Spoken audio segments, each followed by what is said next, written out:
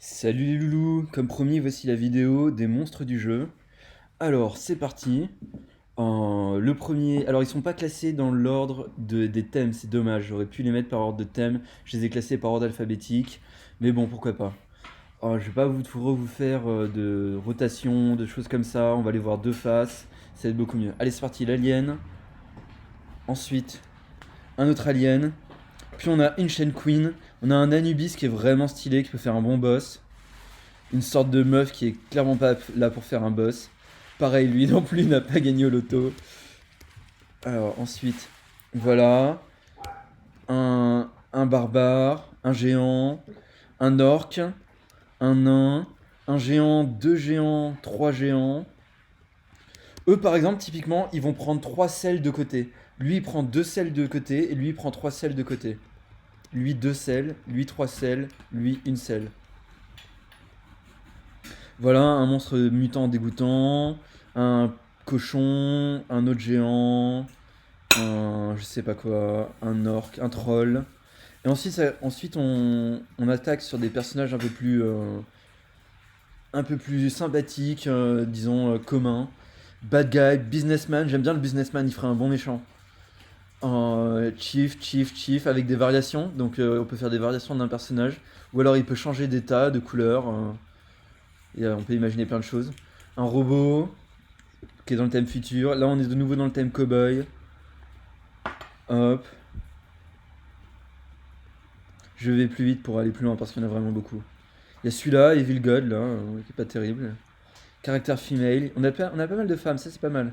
Forest Witch qui est vraiment stylé. La geisha, en trois exemplaires. Le gentleman, tiens d'ailleurs c'est celui que j'utilise pour développer. Les ghosts. Des gobelins en bleu en voilà. C'est cool qu'il y ait des gobelins. Et elle aussi je l'utilise pour développer le Governor's Daughter. Des grunts. Des vikings. Alors il y a plusieurs thèmes, il y a western, viking, futuriste, chevalier. Voilà, ça c'est chevalier, on va en voir plusieurs. Oula. Junkie, mais il y en a même un junkie. Ça peut être le premier qu'on tue, le junkie. Non, je pensais plutôt à des squelettes pour les premiers qu'on tue. Ils vont arriver. Elle, c'est la meilleure. C'est vraiment le meilleur modèle. C'est la Medusa. Pourquoi c'est le meilleur modèle? Parce qu'elle a un animateur contrôleur dans ses cheveux. C'est-à-dire que ses cheveux bougent indépendamment de son corps. Le monk, le Sailor Monk, le mystique, qui est lui aussi un animateur contrôleur dans ses bras, qui bouge indépendamment de son corps, les ninjas, qui fait partie du thème japonais, le paysan, qui fait partie du thème je sais pas quoi, le Blackbeard, qui fait partie du thème pirate. Donc on peut faire une branche pirate, on peut faire une branche... Ça, je sais pas d'où il sort, mais je m'en fous. Hop, la prostituée, les samouraïs. Ah, des vrais samouraïs. Putain, ils sont stylés, hein. Franchement, ça peut être un boss, hein. Trois samouraïs de trois couleurs différentes à vaincre avec des effets en fonction de ce qu'ils ont. Voilà, un shérif, des Shield Maiden. Shield Maiden, c'est pas mal, hein.